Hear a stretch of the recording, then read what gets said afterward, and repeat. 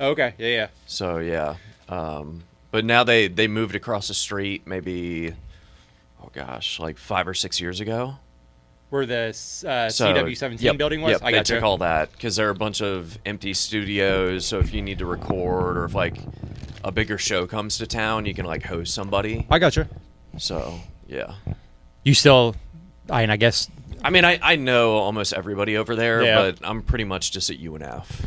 Well, I was gonna. So So yeah, that was actually one of the questions too that I had was just how like you'd seen stuff change just from yeah, yeah, I'm back. open for whatever. Yeah, that was one thing that I was kind of curious about. Just because I know, and actually John had just sent me a like a spreadsheet on like podcasts, and like right now I think they kind of peaked out with like during COVID. It was like that was the high point. High point, yeah. And then now it's like it's like I think this was at the low point. Yeah. And then I know that you had your show for a while, or you had like Yeah, I tried to do some research, so I saw you had a podcast a while, like 9. So I mean, I did Miller on Sports from probably about 2010 Yeah. is when it started. Probably around this time, it was like Labor Day weekend, and then from there we were on a few different stations. So like News Talk, it was WBOB for Yeah. a while that was very popular. We were doing middays every day. And then we switched to a news station, which didn't have like a great signal, but I was on every day from, I think it was like 4 to 6 p.m. Yeah.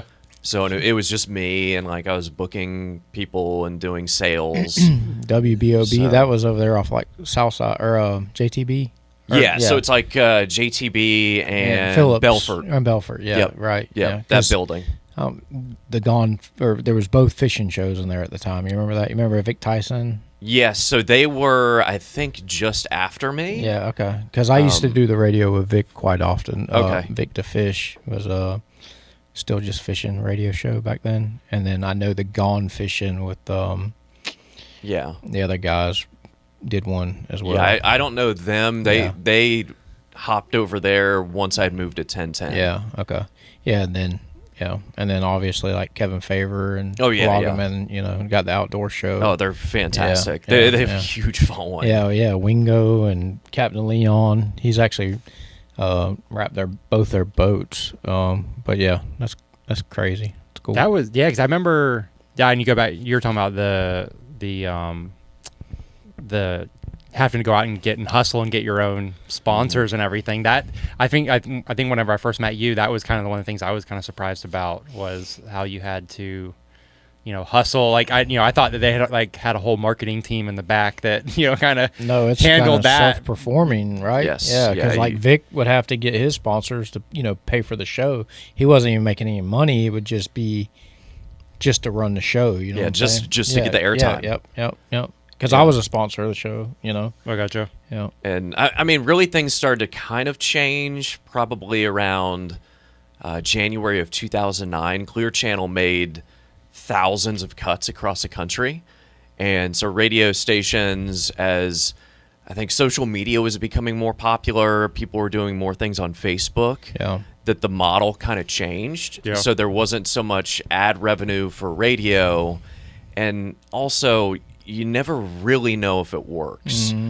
And so with that change, essentially program directors are like, hey, you got to do it on your own. Like, we'll give you that time slot or that 1 hour on weekends, Yeah. but you've got to do all of it. Well, and what was your or what was like your long-term like plan with that originally? Like, was it to be, I don't know what, if you were to go like Sam Kavaris route or something, was that like, I feel because I just feel like maybe when I first met you, that was kind of the talk or something. I think because you're so young, and I mean, I was either writing or covering the Jaguars, or I started interning at 9:30 The Fox back when it was David Lamb with Lamb at Large. Yeah. So at that point, you're like, I just want to be around sports. Yeah. My final 2.5 years at UNF, I did a sports talk radio show, and it was so much fun and just that energy and almost like you're a performer. And you do watch ESPN, or at that time, you'd watch it every day, Yeah. see what was coming across, and you'd go to a bar and play pool, and everybody was talking sports. But I think it turned into an unhealthy, like, I enjoy this so much, but then I also want to become famous.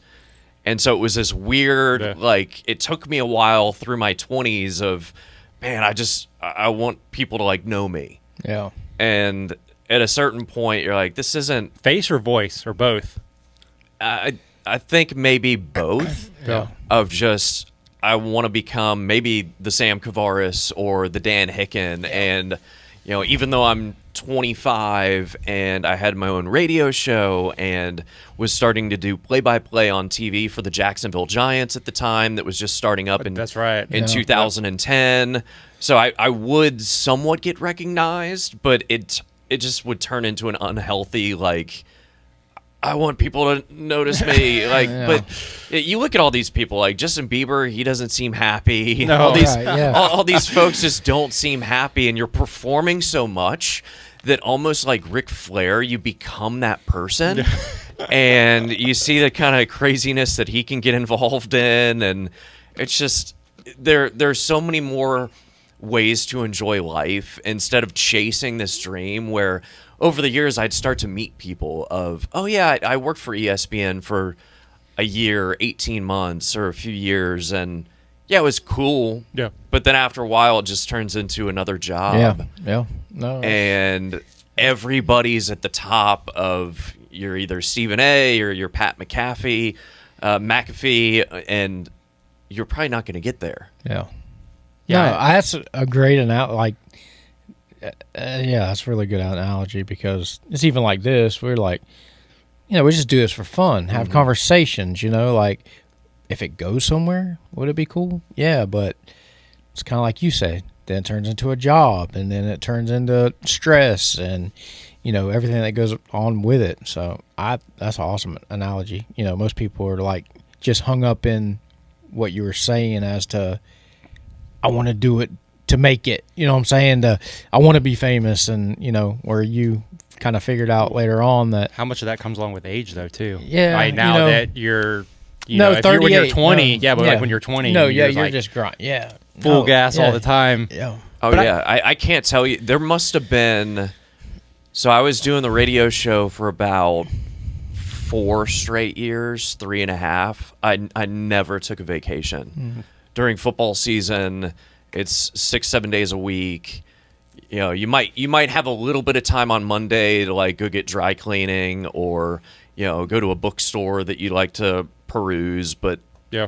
that would be it. Yeah. I didn't take a vacation, and it would also turn into like the radio station would say, "Hey, like nobody's doing a show Labor Day Monday," and I'd be like, "Well, I'm doing a show." Yeah. So everybody else would be doing replays, reruns, and I would be there. Yeah. And so it just turned into almost like this sickness of just chasing after something. But it then became fun of building relationships locally and seeing how sports were developing in town, working with the Giants, becoming friends with some of those players, doing TV, and realizing like, yes, this is fun, but we can't take it too seriously. Yeah. And do the work, then go home and enjoy other stuff that brings you actual true joy of spending time with your parents or family meal, getting engaged, those big life goals. Yeah. Actually didn't even dawn on me until just now, but you ever run into Mike Ryan at all from out there at the beach? Who's Mike Ryan? He's I think he's working for Fox now. He does a lot of the sideline stuff. Okay. He's a PT, Yeah. like kind of like his day job. Gotcha. But Okay. I know he's under, I want to say it's Fox contract for I think all the Thursday night football games. Oh, gotcha. Okay. Um, Yeah, I mean, it's one of those things where like I'm in it enough being at UNF and calling our 100 or so sporting events a year on ESPN Plus, but not being around, say, the Jaguars or the Jumbo Shrimp, or I more just go to games to enjoy them of the pro or their semi-pro teams. So I know everybody, but people start coming in now that I'm like, oh, I've heard the name. Gotcha. And, you just, that's about it. What do you think the coolest relationship that you made through your years of like 1010 XL and even like up to now, like through sports? I'd say it was always neat being around Christian Leitner. He became like a close family friend. Cool. For a while, like he and my dad were really tight. They would text constantly, and he'd stuff like wish me a happy birthday. That's cool. Sometimes like there were years where he would text me on the anniversary of my dad's passing and just check in or ask about my mom. That was always a kind of neat one. Yeah, that's really cool. But that stuff's always tough because you sometimes forget or you lose touch over the years with certain people. Well, and like kind of going back to what he was talking about with this whole little venture. Like I said, I hadn't talked to you in 11 years or so. So and it's I was like that. I obviously still saved your number. And I've gone through like 5 different phones. But I was like, man, he had always that like he was in kind of this realm of stuff, and it would be really cool to pick your brain now that you're older. I'm older. I think we both have kids. Mm-hmm. I know honestly. I think my dad and your dad probably passed. I think they passed away around the same time. 2017. I think. Yeah, I want to say my dad was. He would have been 2018 maybe. Okay, so right after mine. Yeah, but he was and you met him. He's a diehard Jags person. Mm-hmm. We had Marquise Lee come in one day to get some stuff printed, and I don't watch much football, and I was like, I don't know. I told my dad, yeah, dude said he played for the Jags, and he pulled up on the camera. He's like, dude, that's Marquise Lee. We just signed him. He's like, what did he want? I was like, we dropped off 20 jerseys that were I don't remember whose number it was before. Or who he adopted somebody's number, but he wanted to have all his family members, so we ended up printing his last name over the back of them for one of the preseason games or something. Probably Mike Sims Walker. Again, number 11, or Reggie Williams, something like that. But he. So I was like, my dad's like, you gotta get a picture with him when he comes back, and he was super nice. I don't know where that dude is now or anything. And you probably know a lot better off. Well, that is kind of neat because I co-own Showtime Sports Cards and Collectibles, and so we'll try. One of our big things is we have in-store card shows once a month, and then we'll have player signings. So we've had probably close to 30 over the last that's cool 5 or 6 years. Marquise Lee being one of them. Recently, we had Anton Harrison, the Jaguars' second-year tackle. Nice. So it's always neat having those folks in. Parker Washington last year, Tank Bigsby. So you get to see them. We try and get the rookies or second-year players. Right. They are a little more affordable sometimes. The big free agent signings are a little out of our budget. But it's neat hearing stories of, who's the best defensive player you've gone against, and I've got a few friends that keep up with Marquise. That's cool. Mm-hmm. Yeah, that's really cool. Now, did you play any sports growing up as a kid? Growing up, I played basketball and tennis, mainly tennis, and then skateboarded a little bit. Knees didn't really hold up all that well, but one of those kids where growing up in a cul-de-sac, it was pretty much play outside. Oh yeah, no matter the time of year. Find somebody, whether you're doing wiffle ball, whether you're rollerblading throughout the neighborhood, riding your bike to go fishing. Yep. We had a basketball hoop in our driveway. One of those rebounders where you throw the ball against the netting and catch it yourself. Yeah. But we had a lot of kids my age, and it's been fun to keep up with them where you'd play tackle football in the front yard. Yeah. Our home was kind of headquarters growing up of just grab a ball, grab a racket, we're playing something. Are you tearing up the new UNF pickleball courts? I am not. No, I am not. You haven't got bit by that bug yet? No. So I played it my wife and I, we built out Nocatee. Yeah. Okay. And this was in 2015, and so you hear about it immediately of pickleball, it's up and coming. It's going to be this growing sport. We played it for a little bit. And it was fun, but it's really started to take off. Yeah. And my in-laws played it for a good bit. It's just it's not for me. I played actually club table tennis at UNF for about 2 seasons, and I played a lot of tennis. Pickleball just hasn't stuck with me. Yeah. Is it because it's like a redneck tennis? Or No, it's like not for so people that much. can't- I see it as like a major fad, and you've Man, had. hell, UNF just invested. How many courts do y'all have now? I think it's like two to four. Oh, okay. I thought they just built like a dozen courts or something crazy. There may be more. I don't. Oh, I gotcha. It's not my cup of tea. Actually, I was over. We had a game yesterday. The women's soccer team played in the morning, and you could see. I mean, all the courts were taken up. So it's incredibly popular. And something with UNF, they want to become a destination. You're right next to the St. John's Town Center, Right. So it's like, hey, let's go to Ted's Montana Grill after we play pickleball, Right. and so just I gotcha. trying to incorporate all that. They've got great nature trails over there. Yeah, I would on Tuesday mornings I would drive over from here, and then we'd park at that gate gas station, and then run from the gate to the track, the practice track, and then do our little speed workout, and then run back. And then it's very convenient to do that, and you get your warm up and cool down and all that good stuff. Oh yeah, well the track has become very much a focal point of the school. Yeah. That I think there's going to be about a 2 or 3 year stretch where Oregon is doing a bunch of upgrades to their sports facilities, and UNF is going to try and chase after hosting the track and field national championship. Nice. So Well, that was because the rubber track, or I guess the main track was like the first like real synthetic track in the United States or something. That or it's sounds like, right. Yeah, I remember it had some kind of like weight to it, where UNF had that, because that's when one of our mutual friends, Owen, he was on scholarship at UNF. I think he ran the mile. Okay. But What year? he's what, 43? Yeah. Okay. So yeah, it would have been. I can't do that math. Yeah, right. Because he had conned me into doing like a 24-hour relay race with him, and then like 6 other people that all graduate. They were all collegiate runners at UNF, and then I was like, I was definitely the weakest link, and they stuck me in all the crappy run legs. Like I think I ran, all my run legs were at night, so I ran like 7 p.m., 2 a.m., 5 a.m. and they knew, and I was telling Owen, and he's like, you're kind of struggling on this. And I was like, dude, this is everything I hate about running. I hate running at night. I hate running trails, and I hate running with like a headlamp. And then it's like, and it was cold, and I was like, this is just not fun.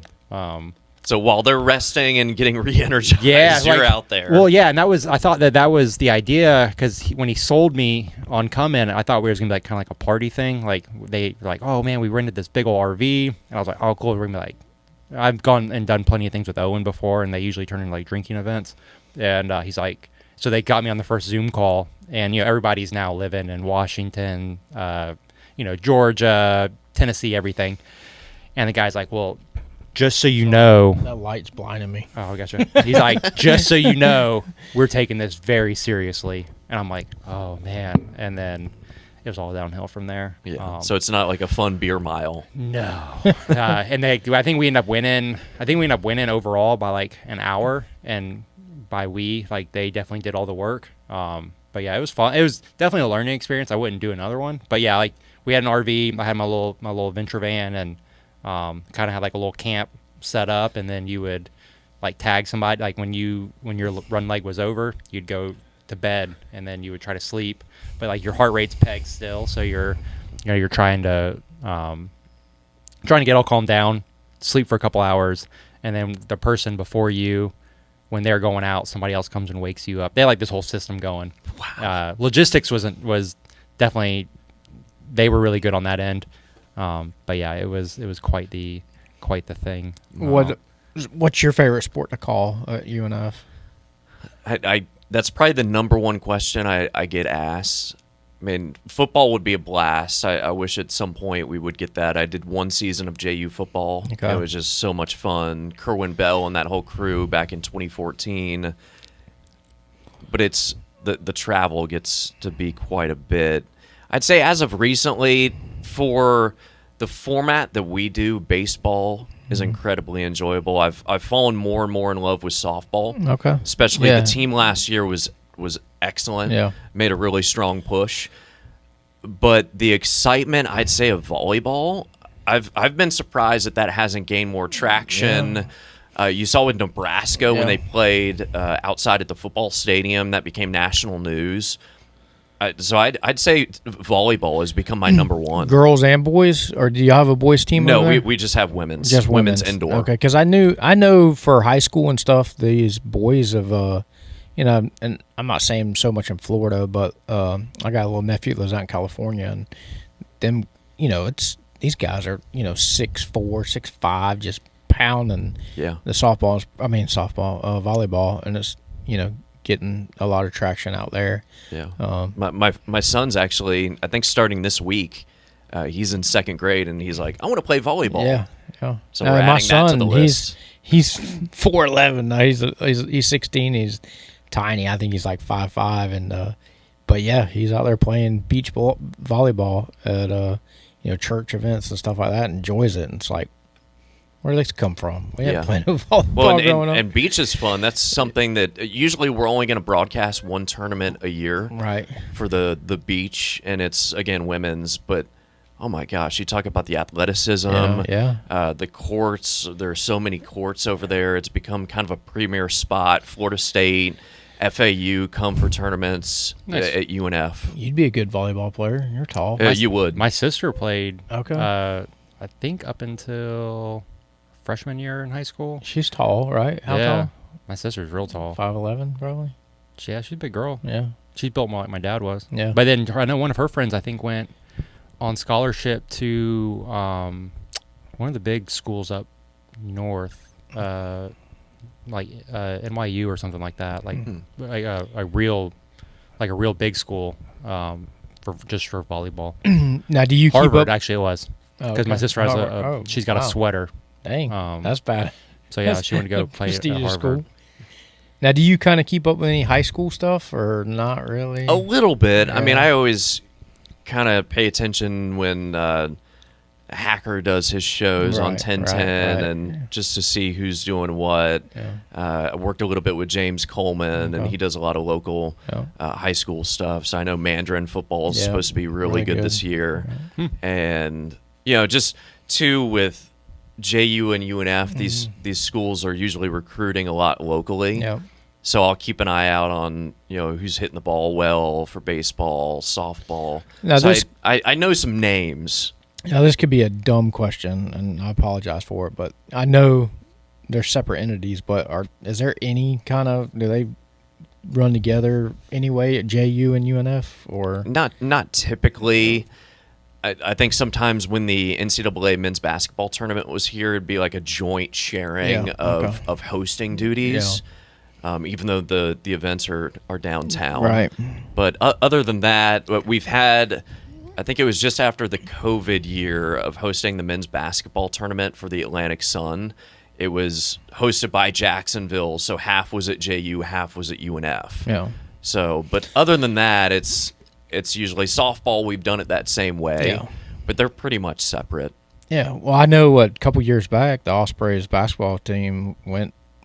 They did the first four. Yeah. That was a blast. Yeah, had to be. I've seen everyone in town loaded up with Ospreys gear at that point, and it was like, oh, the Ospreys. So that was cool for the city, and it was incredible because that was actually my first year of working at UNF. Oh wow! So my first year, we've got Dallas Moore and Bow Beach. We make the run to the first four. We're one of the best 3-point shooting teams in the country. I'm traveling with the team. I mean, around them pretty much every day. And we go to Dayton, lose a heartbreaker to Robert Morris. But then, like a week or so later, I start up with baseball. And then they're incredible. We win the regular season conference title, but we get upset, kind of a funky format for the conference tournament bracket. So in, what is that? Like 4 months, I think I end up getting 2 rings from That's cool. making the NCAA tournament, and then for baseball, being fantastic. So, like, it was a lot to kind of wrap your head around where, the two premier sports, you're with them almost all the time, and they have their best seasons pretty much ever, definitely in D1 history. Yeah. I just know, like, whenever you and I were talking about, and you said that you were waiting to get your schedule and stuff from UNF, how do you go about picking? Do you get to pick your schedule, or they just kind of tell you, like, you're just doing all the home games, or? Yeah, so we do not travel because nowadays everybody's going to have some version of ESPN Plus or ACC Network Plus. Yeah. Primarily, too, when you think about it with men's basketball, you're going to be playing all these big schools, and they're going to have a major broadcast or a network already set up there. So you take that financial aspect out of the budget, and I'd say over the last probably 3 seasons, this is my 11th season now with UNF, and we're usually hovering between 92 and I think 110 ESPN games that we do. That's cool. Yeah, from pretty much middle of August, and usually wrap it up somewhere in mid-May. Bless you. Thank you. Do you have to? What's like your research on like the back end? So like who you're calling or? Yeah, I mean, we always have sports information directors, and I rely a lot on them on history or some notes, or say you're 5 points away from reaching maybe 800 points in your career. I like to have stuff like that that I can fall back onto. And typically for the SIDs, they're going to have a graphic or something. I text throughout the week with them. A lot of it, too, falls on my color commentator. If I have a really good one, they will set up most of the coaches' calls, and they'll talk to the players. They know more of like formations for soccer that they'll be running, or last Thursday we played Florida women's soccer, so they set up a number of things. But also, if you're playing a bigger school, your game notes are going to be probably minimum a 10-page booklet. So you're getting, hey, their midfielder has done this, they've been a 3-year starter, they're currently the captain. So typically I'm going to have that. Now, there are going to be some schools that might be smaller, or they come in, they're not going to have a ton. So we might have a team where I have to literally go player by player. I might handwrite it. I might make a note section on my phone. Might bring up a Word document or a blank email that I send to myself and then later on print. So it just varies. And I always try and pluck certain things that I really like. Yeah. If, say, hey, they're a 4-time state champion in high school for running the 100-meter. So just fun stuff. Or, hey, I might know that their parents are going to be in the stands. That's what I was about to ask. Like, if you get on, like, their Instagram or something like that the week of, and you're like, oh, man, their puppy just died on Monday. Yeah, they're probably playing, a little bit harder, for pickles. Yeah, sometimes. Like, because instead of just having the stagnant, they... Just looking at the stats, like like the more the fun facts. Yeah, and typically, so now over the last, I think it's been 3 or 4 years, we've been adding sideline reporting or a field reporter or somebody in the dugout for a lot of our sports. So they'll be able to dig and say, hey, I talked to the pitching coach, and so-and-so has now added this pitch to his, is thinking about doing this with his changeup, or if they're down in the dugout, they're going to hear something, and if it's not too private or off the record, we'll share it. So I have so many other options. That's cool. And are they just constantly feeding you that, like, during the game? Usually we'll have Zoom calls. I have constant group chats with my director, producer, color commentators. We're usually going back and forth. Like, we have a doubleheader on Thursday, so we'll typically have, if it's not Tuesday or Wednesday, multiple coaches calls set up, usually Zoom. If I can't make it, I'll send them questions. They'll have questions already on top of that. So bare minimum, you're going to talk to a coach for maybe 10 minutes leading up to it. And some, especially in this day and age, they might be a little more tight-lipped of, I don't want to give this away. Yeah. Although everything is now on film. Right.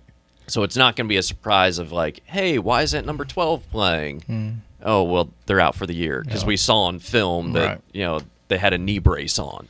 I gotcha. So is there like a production? Are y'all always televising, for UNF, like as to, I don't know if you have a private network or something where the students or anybody can see all games or no? Well, it's ESPN Plus. So no matter what, there is being televised, or you have access to it through an app or something like that. Yes, and it's not going to be every home game. Okay. We used to have that a few years ago where it was Swoop Life Live, but it was YouTube. Right. Now, depending on your conference, they crack down on, hey, ESPN doesn't want us on this streaming platform. Or contractually, you can't stream through your athletics website. Yeah. So they crack down a lot on that, and also in demands of, hey, we need minimum 2 cameras. You need replay. You need a score bug to make it more uniform when you tune in. Even if, say, it's field hockey, soccer, beach volleyball, they want it to look like that it's an ESPN broadcast. Yeah, because I think it's getting like I've heard the rumor of it, being political, and I know obviously it's nothing really to do with UNF or anything like that, but like ESPN and like CBS or whatever, like golf. I follow golf a lot, so like there was a contract with CBS or something where Scotty's the hot thing right now, Scotty Scheffler, and like ESPN Plus. I watch every round of golf. It's like they can't cover Scotty, like because of something. So they're never on their live groups, and you know what I'm saying, because CBS has this big contract where whatever they're the PGA, sole whatever. So like I don't know. So like when you go on the app, I open the app all the time, and I'm just watching like the key groups. They're never covering Scotty, even if he's in the lead. Does that make sense? Yeah. They're always covering somebody else because somewhere they got some kind of, I'm sure, political or money involvement, but they will not cover Scotty for whatever reason. So and fortunately at this level, we're never going to come across like, anything. hey, don't say this. Yeah. I just didn't know if you play, because like what's the biggest teams that you guys play? Like, you don't play, Florida or anything like that. We will. Okay. So for softball and baseball, we played both of them last year. Yeah. So like, is there coverage? Hosted them. Okay. Now, do you have like restrictions of you don't get the coverage that they do, or no? No. I mean, for both those teams, they were actually pretty pleased because we had dugout reporters for their games, and I think sometimes, if you're at a bigger school, it might be tough to add in a sideline reporter or something. If you're playing more of like that preseason game against, if it's non-SEC, like, well, why bother this week? Now, I mean, they're doing a ton more broadcasts, but we've been fortunate to have great interns, and it changes from time to time. So it's always a learning curve with cameras. Yeah. And where to shoot and when to zoom in, but we don't have major issues. Nobody's really saying, hey, say this or don't say this. Now, if there's an injury that I feel like is kind of private, hasn't been disclosed, I'll avoid it and say, hey, so and so's not in the lineup this week, and just kind of leave it at that. Yeah. Maybe mention it a couple times if they're a major impact player. But nothing too wild. What's the most embarrassing thing you've done, like, or like announced on accident or anything like that? So this is a while back. It would have been maybe like 2011 or like 2012. As it came out of your mouth, you're like, oh no. Yeah. So I had for a little bit, people would help me either with sales or booking guests, and it's helpful, but when you've been controlling so much for so long of doing your own show and saying, hey, this segment, we've got so-and-so, then we'll Yeah. take phone calls and we'll do Twitter. And somebody had set up a guest, and it was high school football, and they were having a big game that week. And again, I can't even remember the name at the time, but he sent me all the info, and I don't know if it was over text or if I hand wrote it wrong. And so I say, hey, welcome. We've got head coach Joe Schmo of this high school. And he goes, that's not me. And I go, oh, excuse me? He goes, no, I'm Steve Young. I go, oh, I am so sorry. Yeah. And he was over the phone too, but I could tell just that start, Yeah. trying to get over that hurdle was Yeah. next to impossible. Yeah. Of saying, okay, well, you've got Orange Park High School as your opponent this week, and everything was just very Well, quick. that's what I was going to ask next was like, was all your research based on this other guy too, or was it No, all no. your other? It Just the just- name was yeah. kind of off, and just the then name was off, Yeah. and I think it had been either the coach before him or the coach at a rival school. yeah, And so it didn't throw too much off because I was still questions were Right. focused on his team. yeah. But just trying to get past that, like if I call you DJ instead of AJ, like we're gonna have some rocky water. Yeah. So It's funny, especially with my wife. Like, obviously, you just met her. She's got a little bit of a different name, and dude, it's always butchered up. And it's like people that I've known for a long time. They still butcher it up every single time. I'm like, dude, like you're missing letters, you're adding letters. Like, what am I like? You've met her like 1,000 times. You're like, just So yeah, So I would say that, and then another one that comes to mind. So for a number of seasons, I'd be in the Jaguars locker room maybe once or twice a week. Yeah. Typically on game days because I'd string, which it would be providing updates for either like an ESPN radio, sporting news radio. So on Sundays, I'd be the voice of, hey, the Jags just went on an 8-play, 60-yard drive, capped off by an extra point. They now trail 14-7. And then the big thing was because it was almost like a quarter of your paycheck would be if you could get somebody after the game. So it'd be, oh gosh, let's see, this would have been maybe 2009. Jags, big time incentives. Yeah. It's a difference of, are you getting $50 or are you getting 125 or something at the time? And it was Jags had lost to the Cardinals. Kurt Warner just went off. And I'm trying to get Larry Fitzgerald. And the whole time I'm like, Larry, hey. And he's changing, which at the time you don't really realize, like, hey, it's a faux pas. Like, let him get changed, and then he'll kind of address. But I'm on a tight deadline. Their game finishes at 4:05, and they're saying, hey, we need somebody by 4:30. Yeah. Otherwise, excuse me, we're moving on to the Titans game. Right. And, like, we have a tight window, and some of these hosts are just really adamant of, I don't want a kicker. I want an offensive performer. I don't want the defensive guy.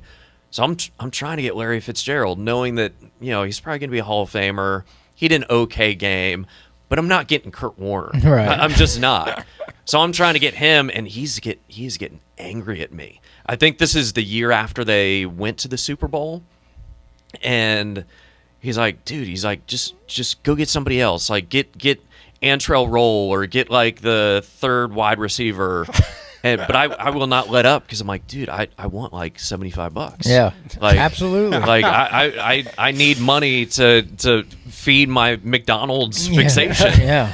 And so I don't get him. I get somebody else, and it works out fine. But I just remember every other media member looking at me like, dude, you are crazy. Yeah. This guy, I'm maybe 23, 24, Yeah.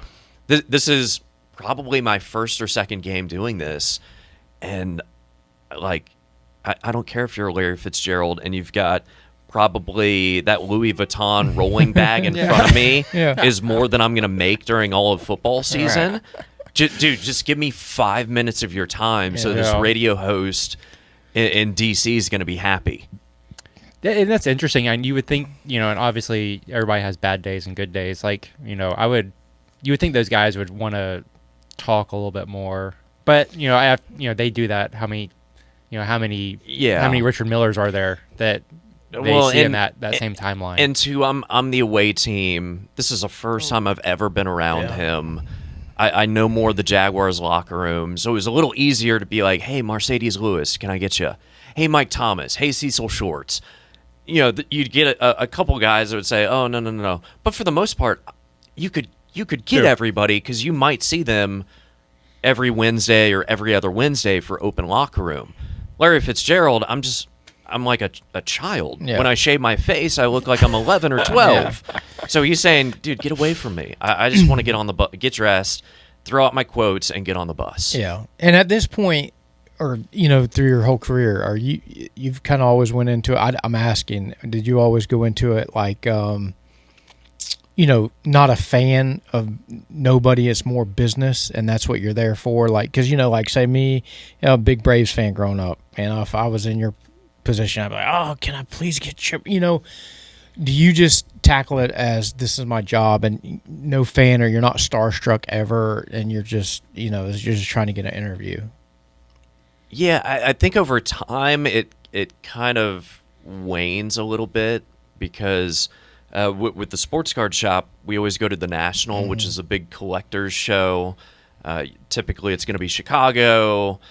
And so we go up there, and with our connections of having in-store signings, or if we go up to the National, you'll run into people, and it's like, oh, hey, this guy from Fanatics, hey, meet this guy, and you bump into Lawrence Taylor. Yeah. Or you're walking, and you just see Derek Jeter in a golf cart. And you're like, okay. Now, there are certain ones where you're just going to be blown away. Right. But for the most part, I remember walking Town Center and seeing Tyson Alualu, where I was still kind of that fan of the Jaguars of like, I want them to do well because it makes the locker room so much more enjoyable. You're more excited to go to the press box on Sunday mornings when you're missing church or missing a family breakfast or brunch, might be a little bit hungover. And so it makes it more enjoyable, but there's still certain ones where if I go to a show and you meet Jim Gaffigan, or like I went to Vegas and met Carrot Top, and I'm like, oh, dude, this is cool. Like I remember watching you on late night TV constantly. So there's still some people outside of sports, or even I think it was Mike Ditka probably 15 years ago that I saw, and you're like, oh my gosh, like this is a legend. Yeah. This is really cool. There's the coach. So yeah. There's still ones where you're like, oh, wait a second. I gotta take a mental snapshot of this. That's what I was gonna ask. Like, has there been anybody that you interviewed at the time or when you were younger, and then 10 years later you look back and you're like, oh man, like that was so and so. Before they made it big. I should have maybe appreciated that conversation a little bit more so than just like working through it or making. Oh, definitely. Savoring more of those moments. Yeah. And I remember for a while, so with my sports talk show, when it was Miller on Sports, just before going over to 1010XL, I would always try and go to NASCAR Media Days. So it'd be getting ready for the Daytona 500 or sometimes a July race, but typically kind of their Super Bowl getting ready in January, February. Yeah. And you would have access to everybody. So you're just walking by, oh, there's Mark Martin. Oh, at this time, I think Danica's in her first or second year of driving. And so you're like, oh, wow, that's really sweet. I had a few minutes just because he's so popular with Richard Petty. Yeah. Which is just, to me, like, oh, my gosh, like, that's the guy in the hat. I remember playing with your Hot Wheels car. Like, number 43 was in my grandparents' household everywhere. Yeah. So those are ones where you're like, still like almost shaking. Like, I don't know what to say. Yeah. I had done a bike ride through Scott Lagacy's charity, and he had all these. We started in St. Augustine, and we had Dario Franchitti, Tony Kanaan, Jimmy Johnson was there, and then a couple others. They weren't as popular, but still, still NASCAR drivers and such. And I remember we rode from St. Augustine, Alligator Farm to the Speedway, and you had to sign off so ESPN could use all your videos and everything. Police escort all the way down. And I went with one of the local guys, and I was like, man, I think it took me like 30 miles to like get the courage to like go say hello to Jimmy. And then after that, dude, we talked for like another like 15 miles. Like, the next 30 minutes, dude's the nicest guy, most down to earth, didn't talk about racing at all. And, but I think that's really the only one that's kind of got me. I had like a little bit of starstruck. Cause other than that, I don't usually get too excited. There's been, I think when we went to go, I met Lionel Sanders at Daytona. That one was kind of, that made me a little bit nervous, but yeah, other than that, it's, fortunately I don't get like too worked up over people. I mean, they're all people. They're all just like us. Yeah. And once you realize if you can talk about not their job, right, they really loosen up. Yeah. And you're saying, hey, did you play the new Spider-Man game on PlayStation? Right. And they're like, oh, yeah, like, I can't get past this level. I've been playing it nonstop when I get home from training camp. And that's when they start to open up. Or like, hey, how are the kids? Or are they doing all right? What school are they? Yeah, how's that question, like, if you're not really that close? Like, yeah, you usually don't start with that. Yeah. I may go something a little different. Hey, Tom Brady, how's your kids? Yeah.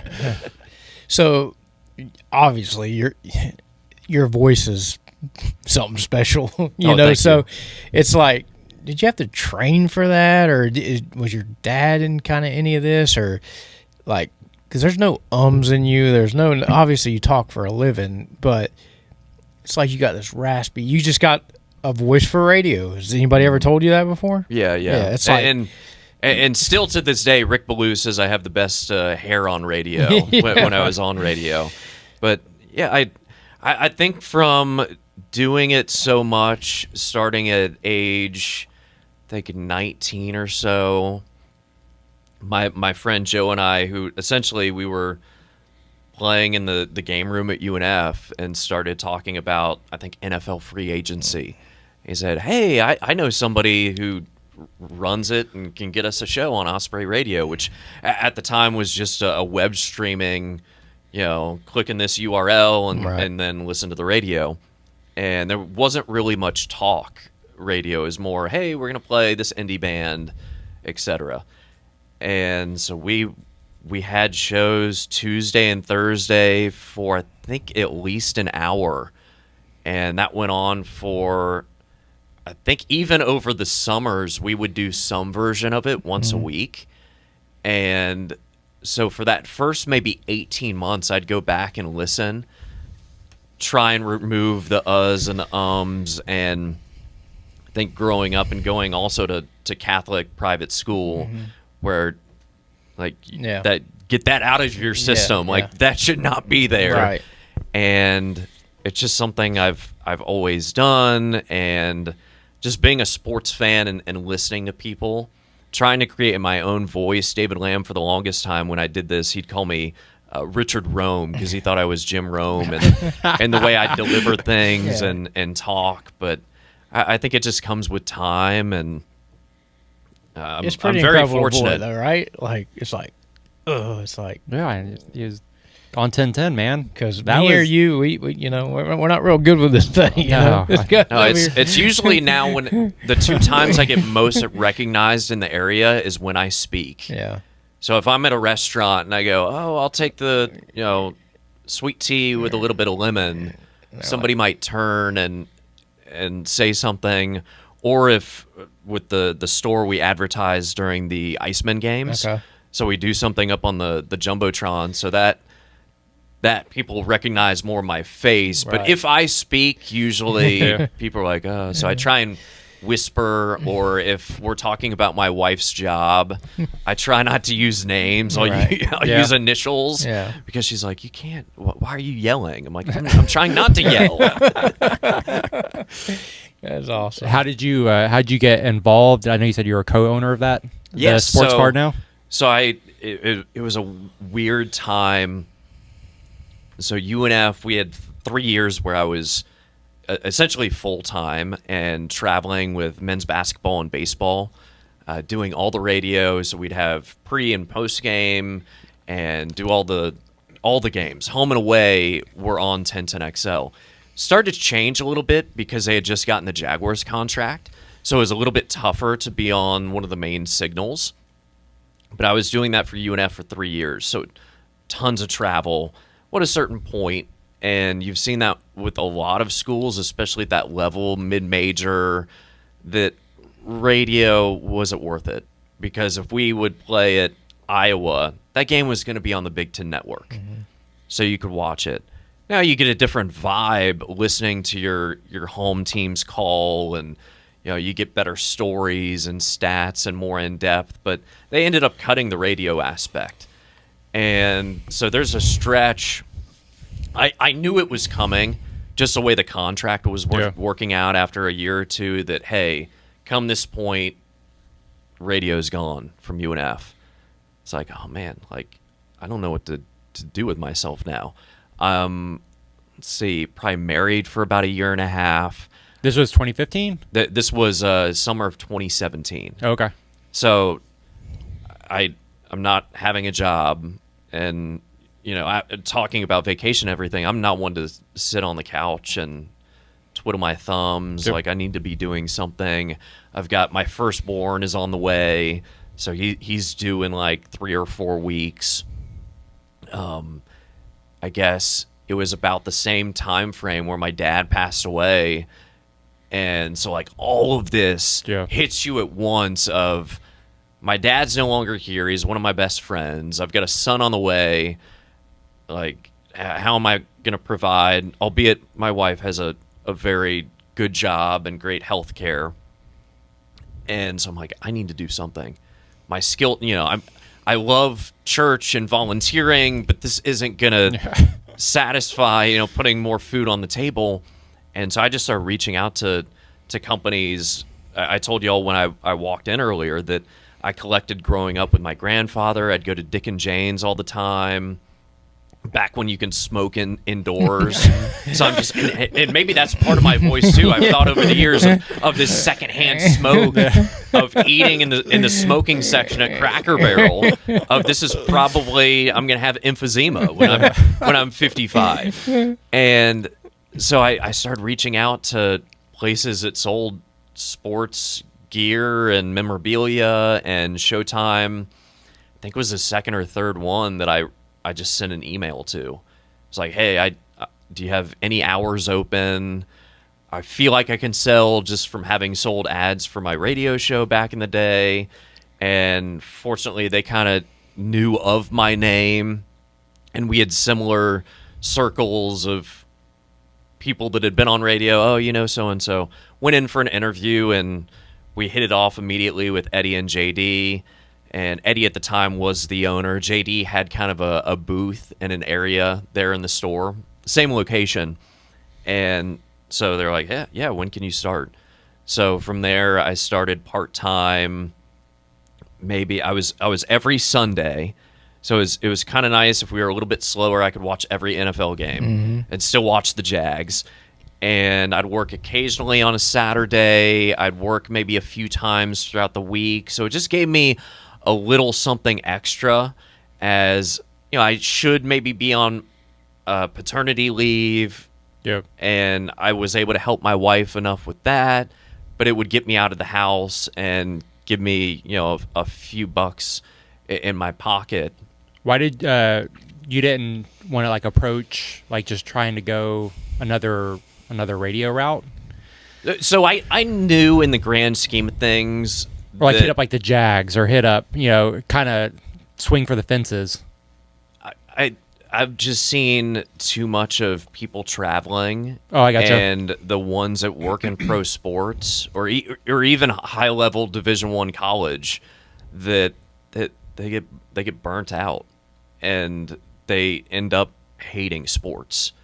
And I didn't want to be that person. Yeah, at least you saw that the down the road, instead of being like, oh well, if I do it, it'll be different. and, and then you end up. Yeah, no, I just think my mental space of being, I'm a new father, I've lost a dad. I thought skill set wise, could I chase after ACC Network or try and be a studio host? Yeah, of course. I think I would be in the running at the very least. But the travel and being away from my wife from, say, Thursday morning to Sunday night and putting that on her, to me, that's just, I would not be a good person in doing that. Even though financially I'd be providing and satisfying my life goals, but I can still do that at UNF and get that taste and, perform a little bit 2 or 3 times a week. I mean, we're doing so many games and so many varieties that I really think I'm one of the few people in the state of Florida that can do almost any sport you throw at me. Yeah. Yeah, I don't know if you've listened. Marty Snyder was on Dale Jr.'s podcast, and he had broke out his the logistics of what he does for a week to go to his meetings, to go to a game, and it's nuts. Like, he's jumping on a red eye, flying out. He'll go to a 3-hour meeting, fly back just so he can be there to pick up his kids from school. He'll make dinner, fly out at 1 o'clock in the morning again, and I'm like, dude, that is, but it's kind of what you're talking about with, he loves it so much, but then he also wants to do the dad stuff. And it would just be, oh man, I don't like the sustainability of that. Just sounds really, really difficult long term.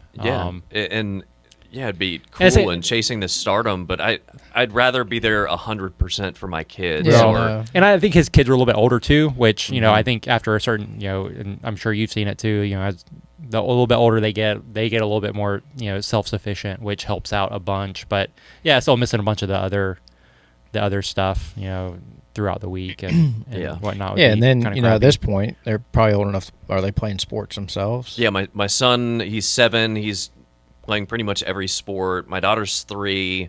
She wants to do basketball, and then we signed her up for ballet and tap. Okay.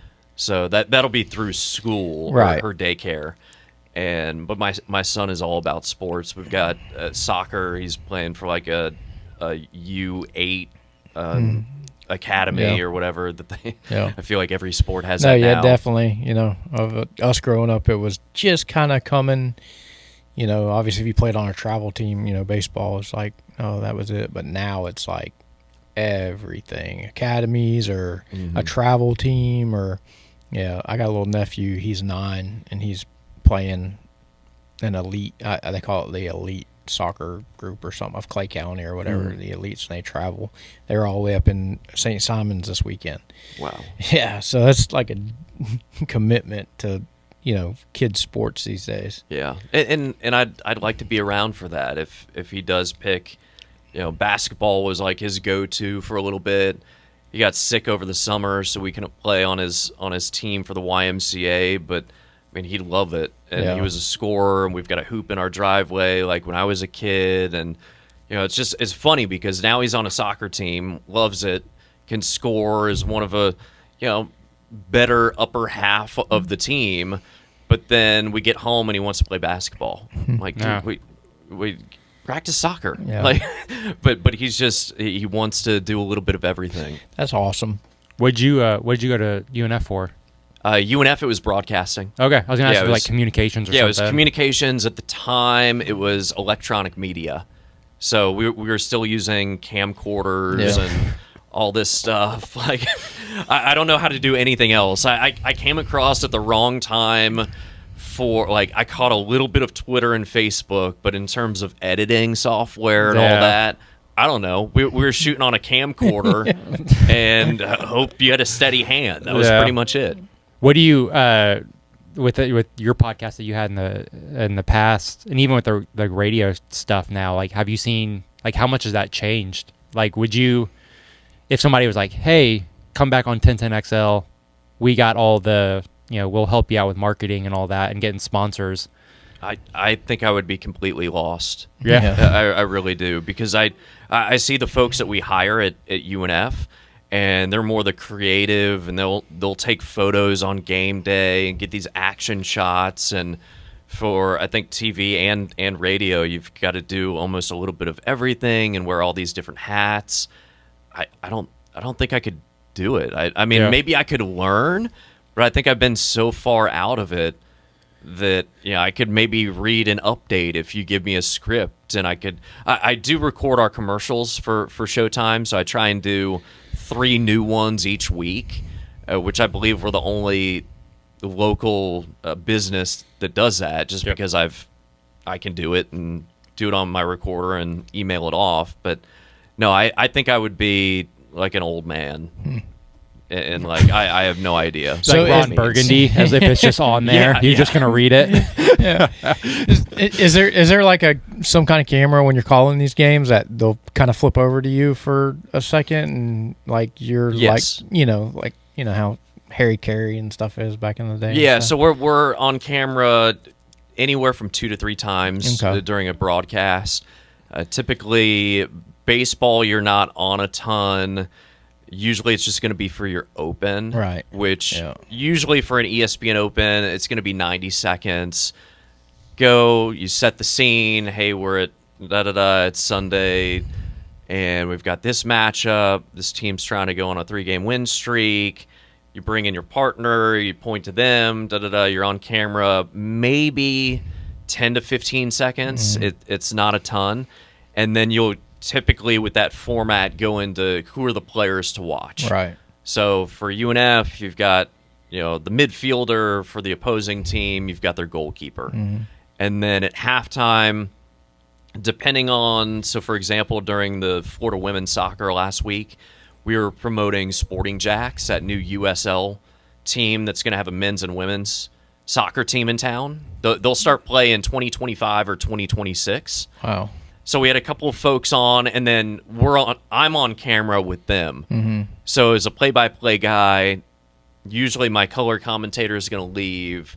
Guests will fill the seat, and then I'll go through a Q&A or a conversation. And typically that's going to be at most 3 minutes. So, and then sometimes we might have. So the hair isn't you got to have the hair. The hair gets Yeah, a little bit of screen time, not a ton, but yeah. My aunt will tune in and she's like, "You're not on the screen." I go, "Well, this isn't the news. Like you're gonna hear me." Yeah. But there's not gonna be a box in the corner like the Manning broadcast. Like people don't want to see me the entire time. Yeah. Now, are you just rocking a polo, or are you like got a collar with a sports jacket on, or something? Typically it's going to depend on the sport. Yeah. And so for gym shorts, the bottoms though, all the time. Not always. I'll do, like today I dressed up. This is kind of fancy for me. Wow. But usually it's going to be, if it's hot outside, I'm going to wear shorts. Yeah. Not athletic shorts, maybe some shorts like yours, a little dressier. Usually a polo of some kind. They don't want you to be affiliated with the team. Okay. Even though no matter what, you're going to skew towards that team just because you're going to know them a little bit better and say have relationships. But yeah, usually a golf shirt, something ESPN Plus, something maybe ASUN Conference logo. Now with basketball, I'll usually dress up. Yeah. Same with volleyball. If it's an indoor sport, I'm usually going bare minimum long sleeve button up, maybe a jacket. Basketball, bigger games, suit and tie. Yeah, cool. You ever get nervous? Oh, every game. Do you ever go look at the numbers, like from when you all play a bigger school? Like, do those? I don't if so usually my director or somebody tells me, and then they fluctuate a lot. Not a lot for our regular like day-to-day games, but if you're going to host a Florida or Florida State, you're going to see a tremendous jump. I mean, you're going to see, maybe close to 6 figures tuning in. Wow. And unique viewers. So, but does that ever get in your head? Like beforehand, you're like, "Ooh, there's going to be a lot more eyes on me." Beforehand, yeah, I would say so. Because you know that, like for baseball, we had Jack Caglione, and you knew that he was going to be one of the best home run hitters in the country. You knew he was probably going to be a top 5 MLB draft pick. And so you're thinking, yeah, I'd like for my team to do well, but hey, hitting cleanup, it's going to be Caglione, and you've got to be on point, trying to deliver the best material possible. But really, for each broadcast I do, I try and realize, hey, there's probably somebody out there who's going to have their first goal, or maybe only goal ever. Wow. They may hear this call for the rest of their life. No, I didn't think about that. That's awesome. I may be dead and buried, but in 45 years, their grandchild could be like, oh my goodness, they scored the game winner against so-and-so. Yeah, that's and so cool. I try and... That YouTube clip that goes viral with your voice. Hey, you never know. I think... And typically, they're not going to use your voice if it's a SportsCenter top 10. Sometimes they will if it's number one. But you'll get drowned out by the read over of the host. But there are times where I'm going, oh, man, that could be a top 10. I think we've had 3 that I've done that have made top 10. You get super pumped when you see it? Not, I mean, maybe a little bit, but it's like, oh, I'm happy for that player who hit that shot, or if they had that great double play ball that they turned to and got UNF out of the inning. Right. I'm excited about that. Yeah. Whereas maybe 15 years ago, I would be like over the moon. I'd post on Facebook. Now it's more like, yeah, okay, it happened. Like, I need to get ready for Thursday because I have 2 games and it's going to be a long day. Yeah. Now, I guess you have a contract for so many year extension, or no. With me, it's more just a handshake agreement. That's usually the way I've, for better or worse, gone about things. No, I do a lot of stuff on a handshake still. So yeah, that's cool. Yeah, so I'm very much like an old school, like my dad would when he was running his computer business in the 80s and 90s. Of, hey, like I trust that. Yeah. You'll pay me. We'll keep the same rate. I'm not asking for a huge raise. I'd honestly rather any kind of raise go to equipment or the people working around me or making sure like our sideline reporters taken care of. Because I know if I'm the one constant in all of this, it's going to make it easy for my director, producer, replay. They're going to know my personality. And I know that my color commentator, if they get good enough, they're going to get a look somewhere else. If they want to move and chase something, that I can tee them up and hopefully provide a decent reel and some kind of guidance of, hey, this is what I've learned in the last 16, 17 years. With those different positions, do you ever go and do like the color commentating side of it, or like do you ever want to go down there and be on the sidelines? I've thought a little bit about sideline, but you get so comfortable with the play-by-play. Yeah. And there's I've done the color aspect because we had a really tremendous intern for I think all 4 years at UNF, Adam Glover, who would do a lot of play-by-play for baseball. And so kind of that last weekend that he was going to be with us, I said, you take play-by-play, I'll just kind of sit back. I'll chime in here and there, but like as almost like a thank you, you've done so much, you'll have some kind of pro baseball gig at some point. I don't know at what level because it just depends on what opens up or if, somebody cuts radio, but you're going to have something, but this is my appreciation. So usually I stay in the play-by-play, or if I know that somebody wants to take over a game or two, I'll say, hey, I'm taking this weekend off. You take the series. Yeah, that's cool. Now, when you're getting into this, did you ever look up to a broadcaster, or like, is there someone that speaks out in your mind? Or I mean, I always remember Summerall and Madden, like those games were just a blast. I mean, Joe Buck, any games that were on Fox. I grew up a Braves fan as well, so I would say one of the neater ones, Gene Deckerhoff. My mom went to Florida State, so it was FSU football all the time. Yeah. And so I'd have the radio in my room listening to late night games, or if they had a Thursday broadcast and they were playing Virginia or Virginia Tech. So hearing his voice for so long, and then getting to meet him when basketball went over to Tallahassee and we'd play inside the arena and he'd walk by and you're like, oh my goodness, this is really neat. You don't say, hey, I was under my covers and I'm 8 years old and I'm listening to your voice. But I think those guys kind of know. But I think, I mean, just even like in NASCAR races, like when you listen to MRN, they make their race sound 10 times more exciting than it big could actually time. be. Like, especially like Daytona and stuff, when it gets stagnant, those dudes still make it sound like it's the last lap and, you know, someone's making a move and Yeah, no, they're things like very that. energetic. I was watching a YouTube video where they had MRN playing over the video, like instead of listening to Daryl or whoever the hell was doing it. Mm-hmm. And it's like, dude, it sounds so much cooler, you know, on the rate, like just those guys, you know, picking it up, putting it, like when one would pick it up, one would stop. It just sound like they had it down to a science, and Oh yeah. it just, you know, it's so. When you say Daryl, you're talking about Daryl Waltrip? Yeah, I'm not a big Daryl Walker What? fan. Oh, I am. Yeah, I like him. I could do without him. But I agree. MRN, you tune into those broadcasts, and it was interesting because, so when I was at 1010 briefly, this was as a producer, so I had 2 tenures there. So in 2008, when they kind of started their, like, hey, we're 1010 XL, and really got out there as a name brand, I was producing shows for Rick Ballou and Mike Dempsey, and Tom McManus still had a show there. And on weekends, I would help produce. Essentially, for that, you're just pushing buttons up and down and on and off. But we had NASCAR. So I'd do maybe the trucks race or a Sunday race, and gosh, you just get enthralled for 3.5, 4 hours of like, gosh, this is good. How are you still like a diehard Jags fan?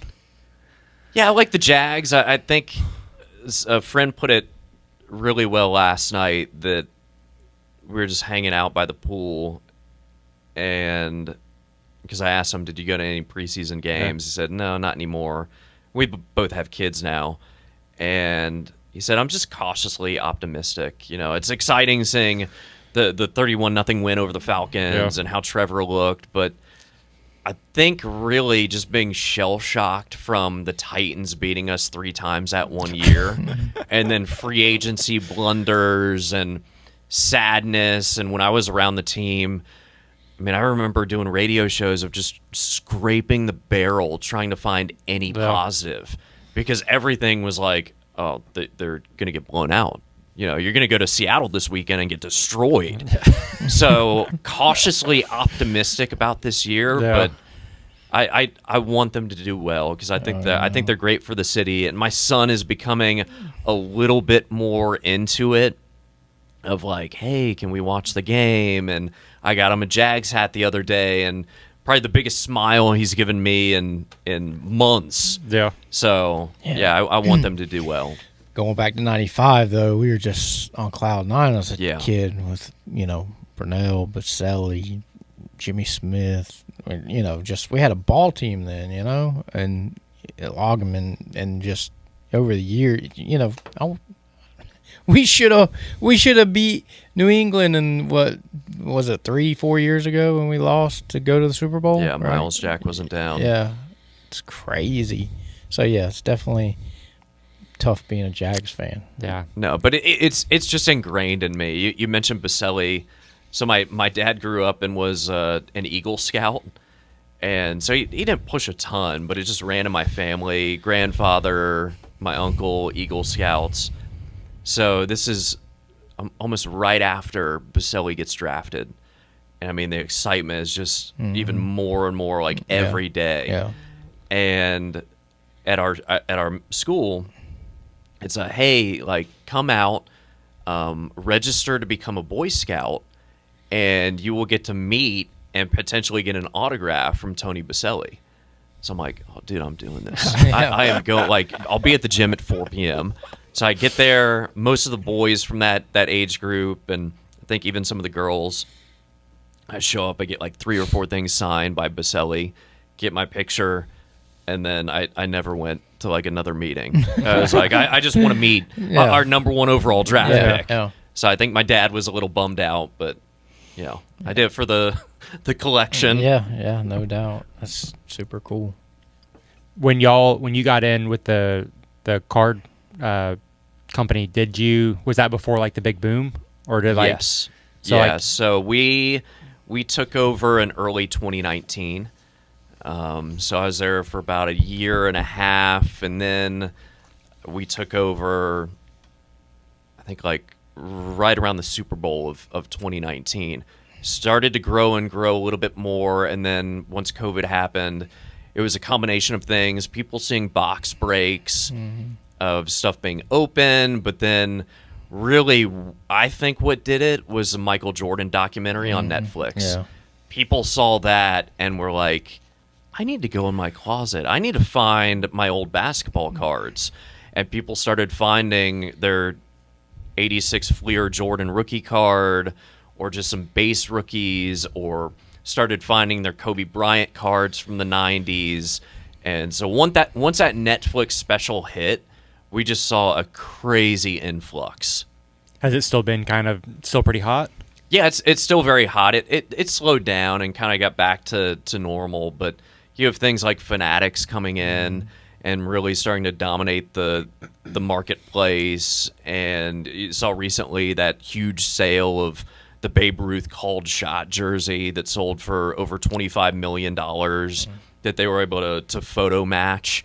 So, I mean, still big money is being spent on this stuff because people see a long-term investment, especially when you can find a game-used item, or you mentioned your friend having a Tom Brady card of somebody so legendary that these cards aren't going to be made again. And so to get a graded 9 or a 10 or some kind of autograph of Ben Roethlisberger or whoever it might be, that, hey, it's fun for my collection, but also I could make some money for my kids down the road.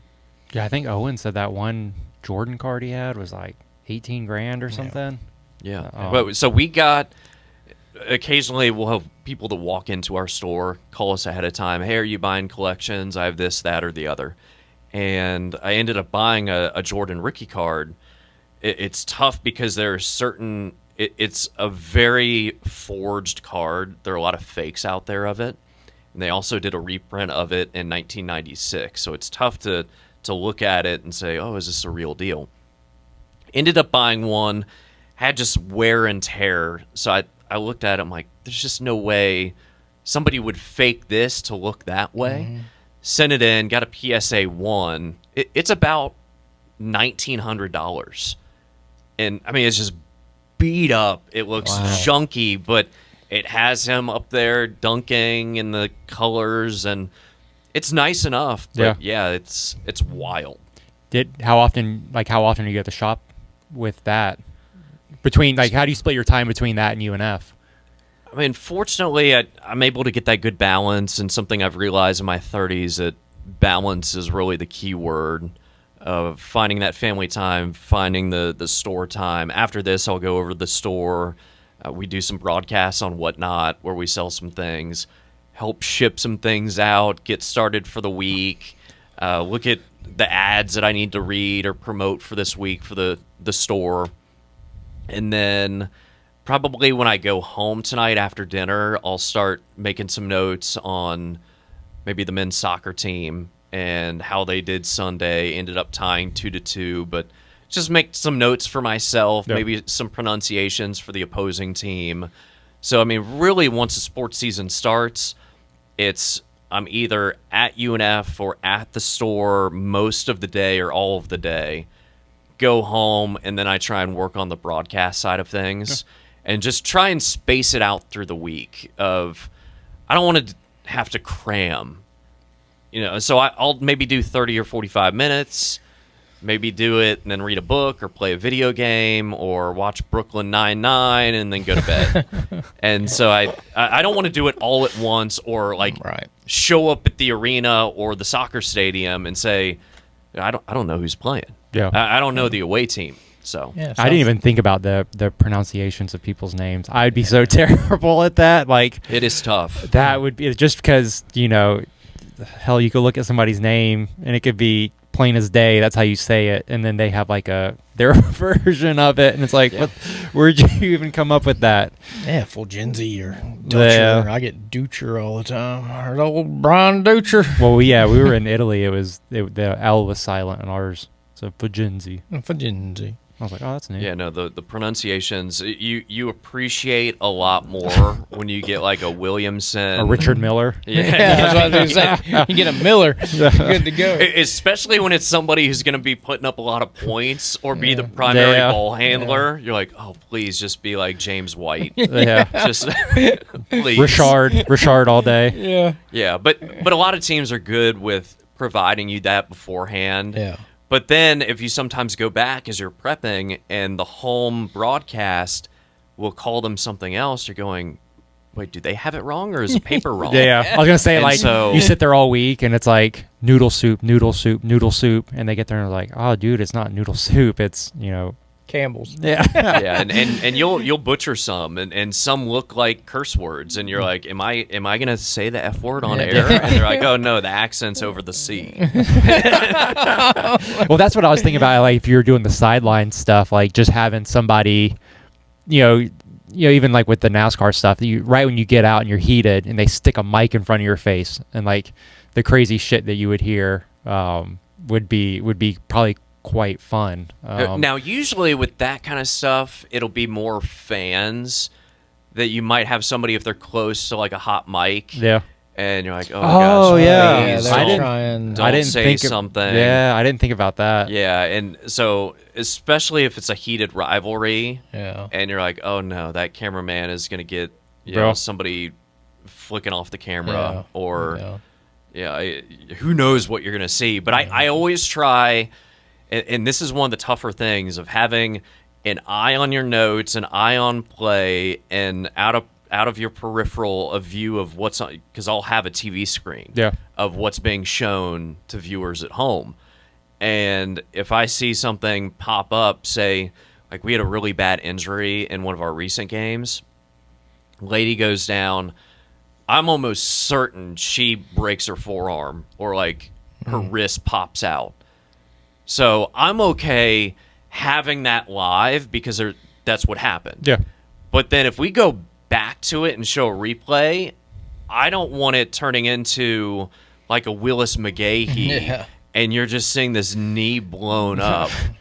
And so I'm always careful of that because I know if I were a parent watching at home and I see my son or daughter go down with a severe injury and I'm not there, I'm immediately pulling up my phone like, how do I get to Jacksonville? Yeah. Am I flying? Am I driving? I need to be there for them. Yeah. Are the cameramen, are they like, can they hear what you're announcing or what you're talking about? Yeah, at the time? they always hear me. Because I was just thinking, like, if you mention something and then they're focused on something else, and then you're like, oh, he just broke his arm, and then the cameraman's like, goes to it. Well, and we had that. It was really bad. 2 Mays ago, UNF hosted essentially the semifinal, the East Regional of track and field, and it was for hurdling. The favorite, I forget the gentleman's name, outstanding. He had a lead. He was going to win. Final hurdle, he ends up tripping and bracing himself. Compound fracture. His arm breaks right there. I don't see it immediately, and there was some other damage, but you could hear from the screams. So I'm trying. We spend maybe a full minute, which in real time is insane to be watching. I'm on talkback going, hey, can we lower like the field mic? I don't want to hear the screams. You can hear his mom trying to get onto the track of like, that's my baby, this stuff. Man. We had a recent episode where a shortstop for our baseball team, there was a collision. So second baseman comes over to field a ball, and I think it was his shoulder that ended up kind of getting the temple of the base runner. So he gets spun around and lands.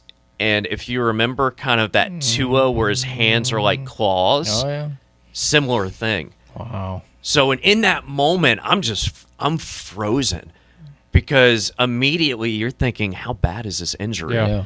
And my color commentator was composed. I let him take over of, hey, trainers are coming out. And then you're almost obligated. You can't take a break like right away. Yeah. Right. So you're thinking, okay, is he okay? But then also, is he out? Mm-hmm. Did the runner score? Right, yeah. You're trying to run through, hey, this is a close game. Yeah. It's a Sunday, or this could determine the series. Yeah. But then you're going, his parents, his family, they're back in California. So they just saw this. Every trainer's running out on the field. Yeah. Players immediately dropping down to a knee. And so I'm just trusting my director that he's going to hopefully show maybe the dugout that's going to be emotional, but not of the player who might be, just unconscious. Do you feel like being a dad affected your? Oh, big time. Yeah. Oh yeah. Like I now right away you just go to the family. You're like, oh man, his family is. Oh yeah. Well, even just seeing the parents and they're sitting in the stands and they're rooting, and their son goes out there. He gets the Saturday start and he goes maybe 2 1/3 and gives up 6 earned runs. I'm thinking, I drove all the way from Sarasota for this. And in my head, I'm like, well, I've seen it. My son has decided he's Steph Curry at his YMCA basketball game. He's going to get 4 points where he should go for the layup, but wants to shoot it from 30 feet. And so, yeah, all of that's now playing in my head constantly too. You ever had during your voice or commentating, you've ever had anybody storm the field or? Oh, so that's a funny story. That it would have been, again, my first season. So for the Atlantic Sun Championship game, men's basketball, we end up hosting USC Upstate. So it's a very similar situation to the Titans Jaguars that I talked about. Upstate had beaten us twice. They had this phenomenal shooting guard who could just make everything. They beat us up there in Spartanburg. They beat us at home. We're hosting. That whole week leading up, I'm getting everybody reaching out to me. Hey, get me a ticket. I'm going, dude, I've been here like maybe 5 months. I'm not getting you a ticket. Yeah. Like, I can maybe get my wife a ticket. Maybe. Yeah. And so it's tight. One of the best games I've called. But in the final probably 20 seconds, you're realizing, like, something's going to happen here. Like, you've watched enough of March Madness, something is going to happen.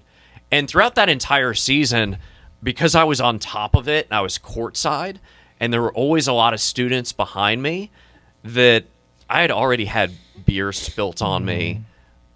I had been bumped, and so I knew of, like, okay, I'm in a spot right here, and I've got this equipment in front of me that is worth a ton. Yeah.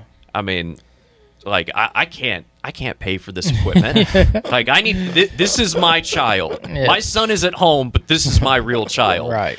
And I'm starting to feel, and I can hear it as I crack my headset a little bit, that they're gonna storm the court. Oh boy. So I mean, it's tight all the way to the end. We're taking free throws, and I'm just thinking, okay, I need to keep talking. I need, this is going to be a lifetime call. You never know when you're going to make the postseason ever again. And how do I make sure I don't get hurt and make sure that the equipment is safe? Yeah. And so I'm trying to figure all of this out as students start to bump into me and start to push. And I start to see security lining the court and making sure. I mean, they're not going to stop everybody. Right. We have the biggest crowd ever, and sure enough, once that buzzer goes off, people start jumping over the table, over my equipment. Flip-flops are flying. You've got purses, you have all kinds of stuff, drinks. Everything's just getting scattered, and I'm trying to make the call of, like, North Florida, like, Ospreys win, and but I'm freaking out in my head of, please just don't step on my headset or my mixer. And that still to this day, I don't know how I got through that kind of 15-minute stretch. And then as you're so happy because I went to UNF. I remember going to games where we were borderline D1, but you were going to get blown out every single time. Yeah. So being a part of that, having gone there, Yeah. newly hired, we just beat a team that was like the Tennessee Titans. Right. Like, they easily could have taken us in that third game, but we win at home. You're getting chills. And then I realize, okay, I've got to do a post-game show. We have won. We are going to be the talk of the city for at least a week. And that was the case. I mean, the buzz around the city was crazy.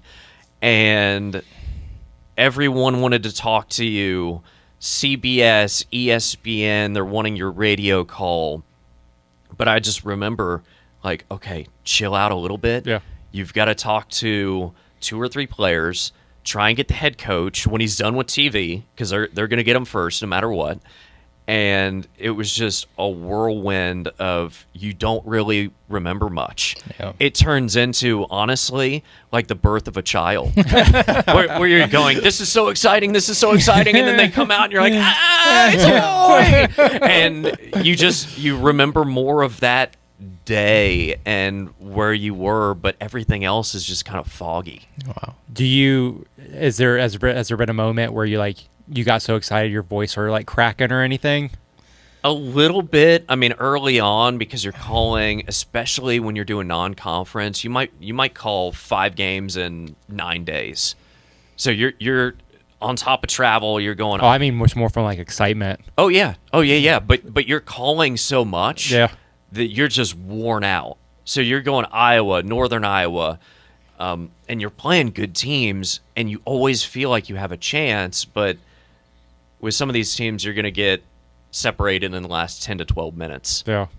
But yeah, you start to realize that you can't get 2 Gus Johnson for every 3-pointer. Right, Because right, you yeah. say, okay, we're going to make 18 of those. Yeah. If I do that 17 more times, there's going to be dead air. Yeah. And it's not going to work. Is there like you do anything for your throat? Like, is there honey or all these things like singers or Yeah, for a while it was honey. Now it's not really much of anything. yeah. I try to avoid milk the day of. That kind of gives you like some phlegm. Yeah. I don't go heavy on alcohol as much. Maybe just like a drink or 2 throughout Right. the week. Yeah. But yeah, try and stay hydrated. That's one of the biggest things that you'll notice, that it turns into a performance, that you get there 3 hours ahead of time and you're like, okay, man, I'm slow. I need a boost. Drink some water out of your Yeti. But then throughout the game, just kind of sip. And our production crew makes fun of me because I'll take these baby sips and they're like, what are you doing? Like, what's wrong with you? Well, I want to get something to where I can keep talking. Right. But if I have to use a restroom, that's You're right. yeah. So You're I have to turn into what's his name, Hansen of Red Zone. Yeah. So where I sometimes with baseball, I have to hold my bladder for 4.5 hours. Woof. So it turns into that, like, okay, I'm just gonna take a little baby sip, Yeah. and then you do it so often that it never becomes a concern. What's a technique that you use for like creating so that you don't have that dead air? So I mean, it's different now. The radio, you hate that dead air. TV, I'm more in favor of just let it breathe. You don't need to talk constantly. I'm not the star of the show, but people want to see the goal scorer. They want to see the player that's going to put up 30 points and have the game winner in overtime. So I try and just let it breathe, especially in tight moments. Of our camera guys are going to get good shots, cameraman, men and women, and they're going to have some great sound from on the field to where you may hear like a cheer from the dugout, or just this natural progression of, okay, like you can hear the birds chirping, or that one parent in the stands cheering for their daughter who's up to bat. And so I prefer to let it breathe a lot more. Interesting. Yeah. It's cool. Yeah, I was trying to think of like, do you ever get any like constructive criticism where they're like, that dude just talked way too much during?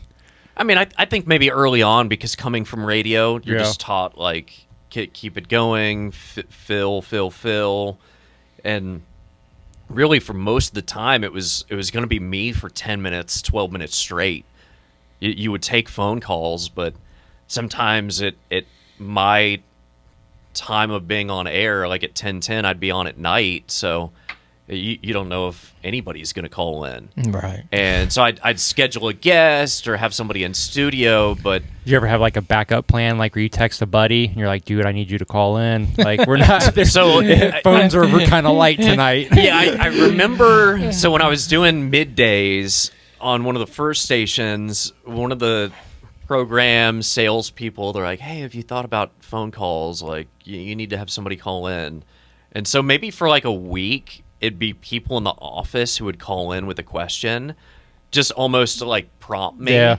But to me, it's like the 20 in the tip jar that you start with. Yeah, yeah. It's like, first off, you're on air in some format because you do some of the radio ads for us.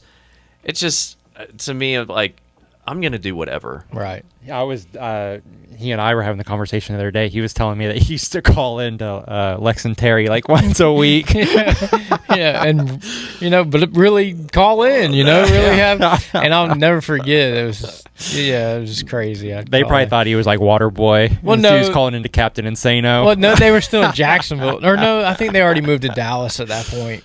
But they were kind of always hard, and you got to figure I was a lot younger then, and they'd always be like, "This is that Brian kid again." He's like, "You don't know crap about anything. You're still a youngin'. You know what I'm saying? Because I'd try to chime in on some politics or something, or a lot of sports, and they'd be like, you don't know nothing." But they were always hard and geared into their own views anyway, so you wasn't cutting through like some Terry back then, I mean, legends locally. Oh, yeah, for that's sure. what you listened to growing up on the way to school or in the summertime. That was always a challenge when I was doing radio producing because you would have to screen the calls. Yeah. So you would almost know immediately when they'd say, "Hey, Richard," or like first or second, and I'm still like pretty decent with it and just hearing somebody's voice and knowing who it could be, or are you related to so and so? Because you'd hear these people, they would call either every morning or once an afternoon, or you knew if Gator basketball played the night before that they were going to call at 9:30. So it just became one of those things of like, oh gosh, here's a Gator Jim. It's here we go. Jim. He's going to talk about Tim Tebow. Yeah. No, I was trying to remember when I used to call it. I would do a lot the show with Captain Vic a lot, Tyson, but I would, the days I didn't go in or do the show or have me on as a guest, I would call into the Radio Still show, and I forget who the producer was, the guy's name. But anyway, he was super cool. But after so many times I call it, you just say Brian, and it was just like, oh yeah, it's Brian, and then, they would always put it up on the screen for Vic, and he'd go to whatever call at that point. So, well, and too, you get good with numbers too. Yeah. And this was really before cell phones. Excuse me. But you'd see like, oh, it's 816, and you're like, oh gosh, like, is this that guy again? Yeah. Or you knew it was always funny because if you're doing middays or something maybe like middle of the day, summertime, it's like, oh, it's raining outside. So you have your guys that work outside, if they're painters, if they're roofers, this is our break, or maybe their day's done now. They're finished because it's raining. Yeah. They are going to call in. Yeah. And not just your show. They're going to call into every show for the remainder of the day. And then you've got to think, okay, well, did they go to the gate gas station and pick up 24? And you would start to realize, like, oh, man, dude, Southside Steve, I can't put you on. Like, how many deep are you? Like, call back tomorrow. He's like, well, it's going to be sunny tomorrow. I can't call. And Southside Steve. Steve.